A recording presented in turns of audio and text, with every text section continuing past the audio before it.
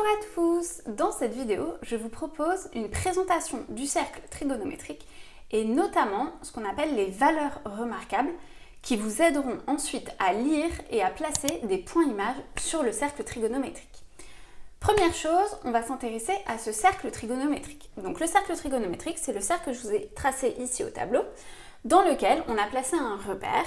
Vous verrez que les axes de ce repère correspondront aux coordonnées de points images, mais on verra ça un peu plus tard quand vous maîtriserez bien déjà le placement et la lecture des points images sur le cercle trigonométrique. Donc tout d'abord, il faut savoir que ce cercle, il a un point de départ, c'est ici. Donc ici, on est à 0. Et on va tourner autour de ce cercle. Si vous partez dans ce sens, on sera dans le sens positif. À l'inverse, si on part dans ce sens, on sera dans le sens négatif. Et on va pouvoir tourner autour de ce cercle.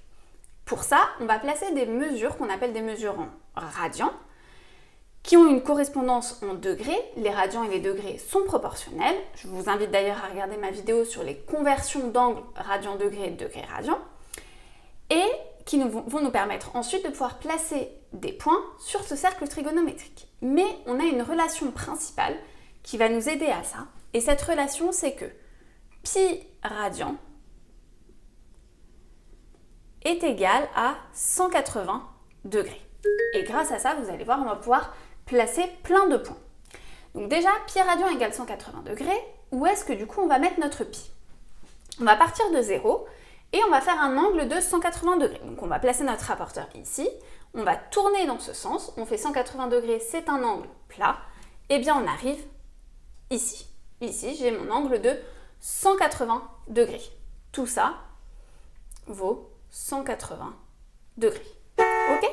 Donc grâce à ça, on va pouvoir placer d'autres points sur notre cercle trigonométrique. On va déjà noter que pi vaut 180 degrés, donc ça je vais vous le mettre ici.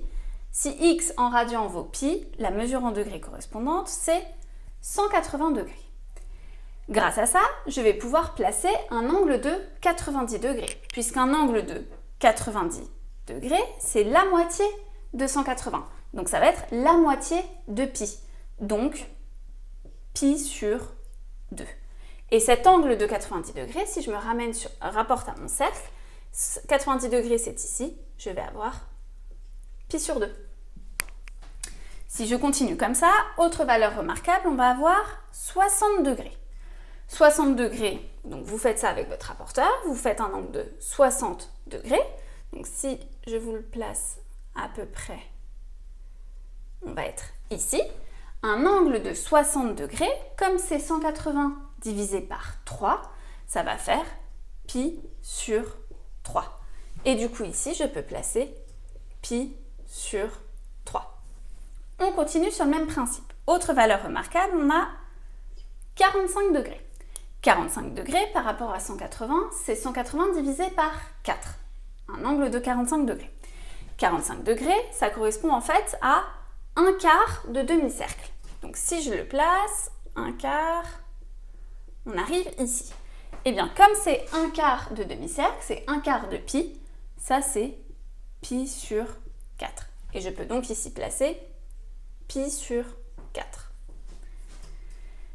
Et autre valeur, c'est 30 degrés. Donc 30 degrés, ça représente 180 degrés divisé par 6. Donc en fait, ça va être pi sur 6. Et si vous faites un angle de 30 degrés avec votre rapporteur, on va arriver approximativement ici. Et là, on aura pi sur 6. Et il y a une autre valeur qu'on va pouvoir placer, c'est 360 degrés. Donc en fait, un tour complet.